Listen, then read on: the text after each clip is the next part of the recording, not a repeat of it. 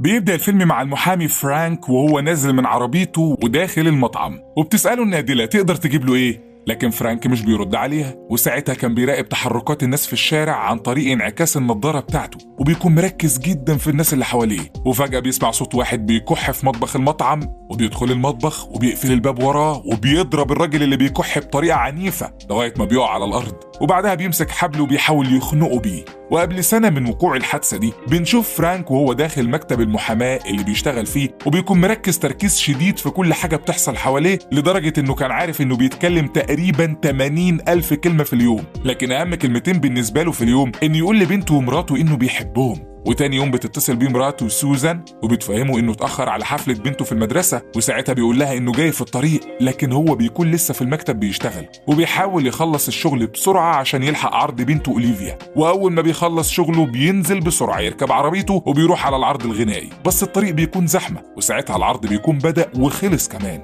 وبيوصل فرانك للمسرح لكن بيلاقيهم مش موجودين، وبيبعت رسالة صوتية لمراته وبيعتذر لها انه اتأخر عليهم، وبيقول لها انه كان عنده شغل كتير. ولما بيرجع البيت بيلاقي مراته وبنته لسه ما رجعوش، وبيكون قلقان عليهم جدا، وبيفتكر انهم متضايقين منه عشان كده ما رجعوش البيت. وبيبعت رسالة صوتية لمراته عشان يعتذر لها، وبيطلب منها ترجع البيت عشان يحلوا المشكلة. وبيروح فرانك يقعد في المطعم وبيشوف سيارات الشرطة رايحة له وبيطلبوا منه يجي معاهم، وساعتها بيلاقي جثة مراته وبنته مقتولين في الشارع. وفي اللحظة دي بينهار فرانك من الصدمة وبيحاول يجري عليهم، لكن بيمنعوه انه يقرب من الجثث. وفي يوم جنازتهم بيروح حماه يقول له ان في احتمالية انهم ما يقدروش يقبضوا على العصابة اللي قتلتهم، وحتى لو اتقبض عليهم ساعتها هيجي محامي دفاع فاسد يخرجهم براءة، وبيحملوا مسؤولية قتلهم لانه ما كانش معاهم وقت ما حصلت لهم مشكلة. وفهموا ان سوزان اتخلت عن عيلتها عشانه، وانه مش عاوز يسمع صوته ولا يشوفه مرة تانية. وساعتها فرانك مش بيتكلم، وبيرجع بيته وبيدخل أوضة بنته وبيفتكر ذكرياته معاها وبيعيط، وبيشرب كحول كتير لغاية ما بينهار تماما.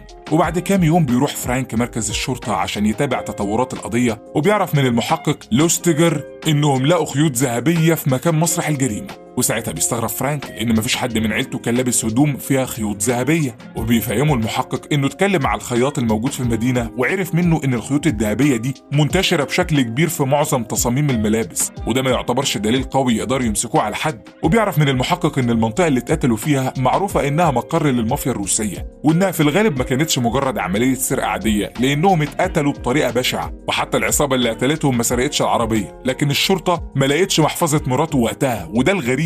وبيطلب المحقق لوستيجر من فرانك ما يجيش كل شوية مركز الشرطة غير لما هو يتصل بيه ويقول له إن في تطورات جديدة في القضية. وبيكون واضح على المحقق إنه مش مهتم بالقضية ومشغول بموبايله، وبيضايق فرانك من تصرفاته وبينصحه يسيب موبايله ويهتم أكتر بالقضية. وبعدها بيطلب منه يشوف ملف القضية، لكن بيرفض المحقق إنه يسلمه الملف، وبيقول له إن الموضوع سري، وبيوعده إنه هيبذل أقصى جهده عشان يرجع حقهم. وبيسيبه فرانك وبيقوم يروح كازينو وبيشرب ويسكي كتير لغاية ما بيسكر. وقتها بيشوف حلبة مصارعة جوه الكازينو، وبيقرر ساعتها إنه هياخد حقه بنفسه من المجرمين اللي قتلوا عيلته، لأن العدالة مش عارفة ترجع له حقه. وبيكون فرانك سكران وبيعمل تصرفات غريبة وبيزق راجل ضخم من المشجعين، وساعتها الراجل بيتعصب عليه وبيضربه لكمات عنيفة في وشه لحد ما بيفقد الوعي. وتاني يوم بيرجع فرانك لحلبة المصارعة وهو سكران، وبيطلع حلبة المصارعة وبيتصارع مع عدد كبير من المصارعين الأقوياء وكلهم بيهزموه، لدرجة إنه كان على وشك إنه يتقتل لأنه كان مستسلم ليهم وشايف إنه يستحق الضرب علشان حاسس إنه كان السبب في موت مراته وبنته. وتاني يوم بيسمع أصحاب شركة المحاماة اللي هو بيشتغل فيها عن تصرفاته، وبيقرروا إنهم يدوه أجازة عشان يرتاح،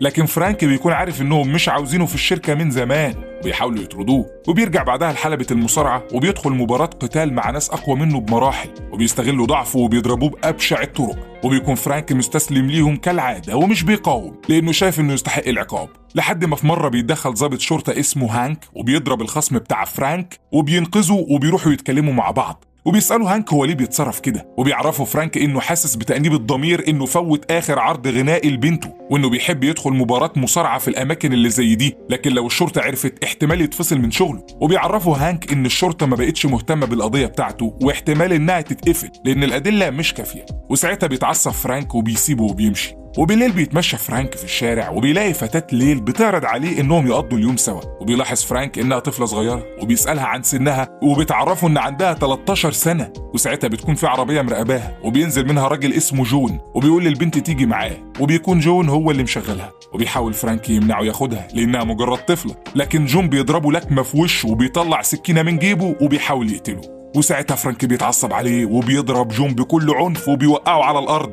وفي اللحظه دي بينزل مجموعه رجاله مسلحين من عربيه جون وبيشوفهم فرانك وبياخد جون السكينه من على الارض وبيطعن بيها فرانك في رجله وبيوقعه جوه محل كتب. وبيهرب جون مع البنت ورجالته وبياخد فرانك كتاب من المكتبه وبيحطه على الجرح وبيهرب هو كمان قبل ما الشرطه توصل. وبيروح بعدها علشان يرتاح في شارع ضلمه وبيفتح الكتاب وبيشوف قدامه جملة بتقول عاقب المجرم اللي يستحق العقاب. وساعتها فرانك بيحس ان دي رسالة ليه عشان ياخد حقه بإيده، لأنه طول الفترة اللي فاتت كان بيعاقب نفسه على موت عيلته، والمجرم الحقيقي اللي المفروض يتعاقب ما حصلوش حاجة. وبيقرر يزود من قدراته القتالية وبيشترك في دروس الكونغ فو وبيتدرب يوميا على الملاكمة وألعاب القوة في جراج بيته لغاية ما بيوصل لمرحلة عالية وبيحس ان جه الوقت اللي هينتقم فيه من اللي قتلوا عيلته. وكان بيقرأ الكتاب اللي خده يوم ما اتصاب، والكتاب كان بيتكلم عن فلسفة مجموعة من الناس اسمهم الرواقيين واللي كانوا معروفين انهم ملتزمين بالصمت دايما. وبياخد فرانك عهد على نفسه انه مش هيتكلم تاني ابدا غير لما يجيب حق مراته وبنته من المجرمين اللي قتلوهم. ومع الوقت بسبب انه بطل يتكلم تماما بتبقى حاسة السمع عنده اقوى بكتير من الانسان الطبيعي، وكمان التركيز عنده بقى شديد عن الاول. وفي يوم كان فرانك بيتمشى في المكان اللي اتقتل فيه مراته وبنته وبيحاول يتخيل احداث الجريمة وبيلاقي جنب مكان الحادثة كابينة، ولما بيدخلها بيشوف جواها منبهات وبقايا أكل وسرير، وبيعرف إن في ناس عايشة في المكان ده، وبيصور الكابينة كلها بموبايله. ولما بيخلص بيرجع العربية وبيلاقي 4 لصوص واقفين قدام عربيته وبيعينوها عشان يسرقوها. ولما بيروح يقف قدامهم بيطلبوا منه يسلمهم محفظته ومفاتيح العربية في هدوء بدل ما يقتلوه. وساعتها واحد منهم بيقول للكلب اللي معاهم يهجم عليه، لكن الكلب مش بينفذ كلامهم وبيطلع فرانك محفظته وبيديها لواحد من العصابة، وبعدها بيطلع مفاتيح عربيته وبيطعنوا بيها في رقبته.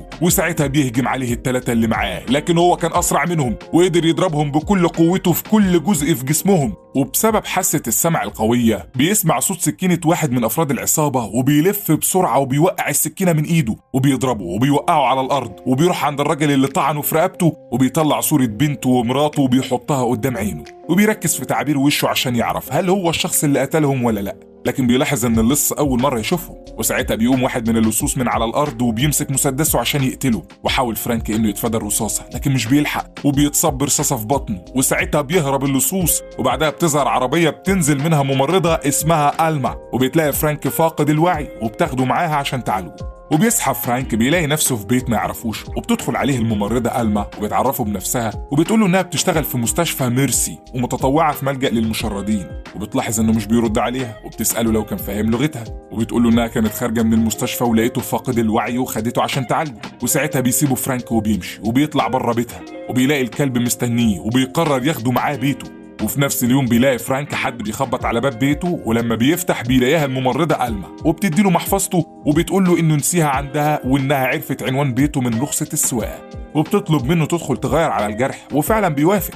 وبعد ما بتخلص بتقول له إنها عارفة إنه بيقدر يتكلم لأنه في الليلة اللي فاتت كان بيتكلم وهو نايم، وبيقول اسم سوزان وأوليفيا، لكن هي مش فاهمة هو ليه بيتصرف كده. وساعتها بيديها فرانك كارت الجنازة بتاعت مراته وبنته من غير ما يتكلم، وبتفهم إنهم ماتوا.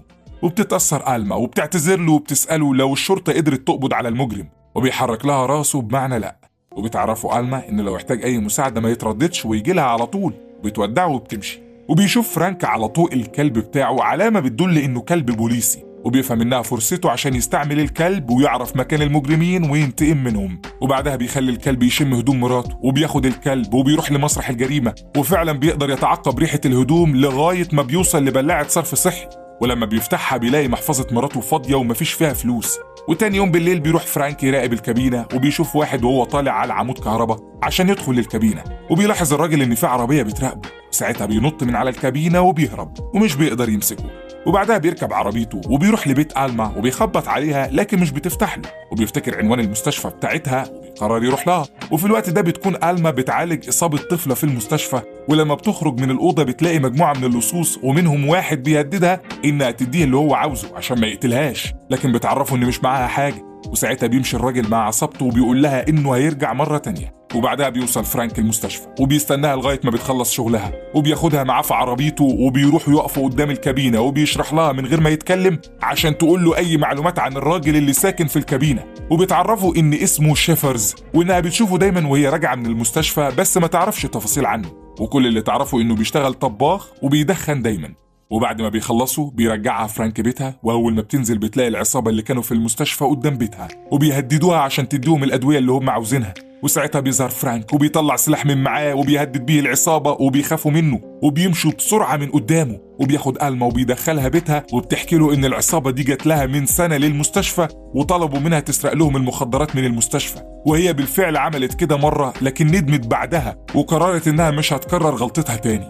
وتاني يوم بيصحى فرانك بيلاقي ألما بتحضر الفطار في بيته، وبيكون واضح إن علاقتهم اتطورت أكتر وباين على فرانك إنه معجب بيها، وبتشكره ألما على اللي عمله معاها امبارح وبتقوله إنها افتكرت معلومات عن شيفرز لأنه معروف إنه بيكح بصوت مميز لأن عنده مشكلة على صدره. وبالفعل بيروح فرانك المطعم وبيقابل شيفرز وبيحاول يخنقه عشان يعترف، وبيطلع فرانك صورة مراته وبنته من المحفظة وبيفرجها لشيفرز، وفعلا بيقدر يتعرف عليهم وعرفوا إنه شافهم يوم الحادثة لما كان واقف في شباك الكابينة بتاعته، وفهموا إن في عربية شرطة وقفت قدام عربية مراته وبنته ونزل منها ضابط وهو اللي قتلهم. وساعتها ما قدرش الشيفرز إنه يعمل لهم حاجة لأن عنده مشاكل مع الشرطة وخاف إنهم يأذوه لو حاول ينقذهم، وعرفوا إن بعد ما عربية الشرطة مشيت هو نزل سرق الفلوس اللي في محفظة مراته لأنه كان محتاج فلوس ورمى المحفظة في الصرف الصحي، واعتذر لفرانك على اللي عمله. وبيسيبوا فرانك وبيروح اسم الشرطة وبيدخل أوضة واحد من المحققين وبيفتح الكمبيوتر وبيحاول يعرف مين الضابط اللي كان عنده دوريات في مكان الحادثة ليلة ما مراته وبنته اتقتلوا.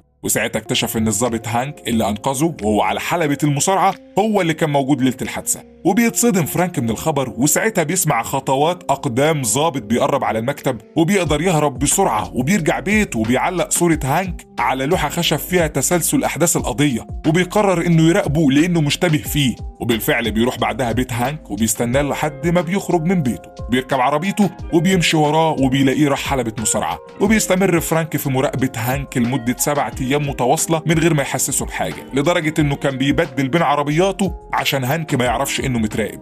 وكان فرانك مش فاهم ليه هانك قتل مراته وبنته. وفي يوم كان فرانك بيراقبه لغاية ما خرج من بيته وراح شغله، وبيدخل فرانك بعدها بيت هانك وبيفتش فيه على أمل إنه يوصل لدليل، وبيشوف صورة هانك وبنته على الحيطة. وبيدخل فرانك يفتش في أوضة النوم وبيفتح دولابه وبيلاقي لبس الشرطة بتاعه وبيشوف شعار الشرطة ومطرز بالخيوط الذهبية، وبيفتكر كلام المحقق لما قال له إنهم لقوا في مسرح الجريمة خيوط ذهبية. وقتها حاول فرانك يتخيل الحادثة وفهم إن هانك طلب من مراته وبنته إنهم يقفوا على الطريق وأمرهم يدخلوا شارع جانبي، وساعتها خد سوزان وكان بيخنقها وهي كانت بتقاوم وبتقطع في ملابسه، وفي النهاية قدر هانك إنه يقتل سوزان وأوليفيا. وفي الوقت ده لاحظ فرانك إن في خزانة موجودة ورا الدولاب وبيفتحها بسرعة وبيلاقي فيها شنطة، ولما بيفتح الشنطة بيشوف جواها صور متعلقة بقضية فرانك، وبيلاقي كاميرا وبيفتحها وبيشوف صورته وهو في جنازة مراته وبنته، وبالفعل بيتأكد إن هانك هو اللي قتلهم. واتصدم فرانك من الموقف وبرضه ما كانش فاهم هو ليه قتلهم رغم ان مفيش بينهم اي عداوة.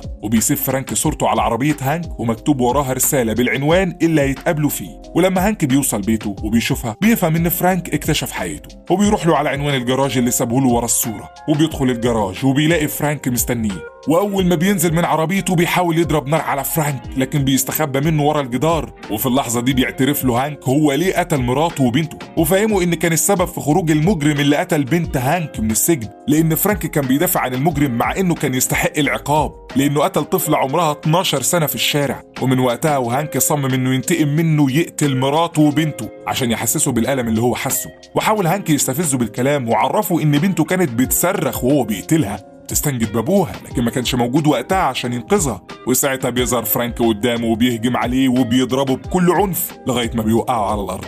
وبيحاول هانك انه يقاوم الضرب وبتقوم بينهم معركة شرسة، وكل ما فرانك يحاول يقاوم كان هانك بيضربه في وشه بكل عنف. وبيمسك هانك سكينة من على الأرض وبيطعن فرانك في جنبه وبيحاول يخنقه، لكن فرانك بيقاوم وبيوقعه على الأرض وبيضربه وبيشيل السكينة من جنبه وبيطعن هانك في جسمه. ولما بتجيله الفرصة عشان يقتله بيفتكر ساعتها جملة في الكتاب بتقول إن أفضل انتقام إنك تكون أحسن من عدوك. وساعتها بيضرب هانك لكمة وبيخليه يفقد الوعي ومش بيقتله. وتاني يوم بيتقبض على هانك تهمة القتل وبتتحقق العدالة، وبيروح فرانك يزور قبر مراته وبنته وبيعرفهم إنه مفتقدهم وندمان إنه كان مقصر معاهم لأنه بيحبهم جدا. وبكده يكون فيلمنا خلص. لو عجبك فيلمنا النهارده ما تنساش تشترك في القناة وتفعل التنبيهات. اشوفكم الحلقة الجاية. سلام.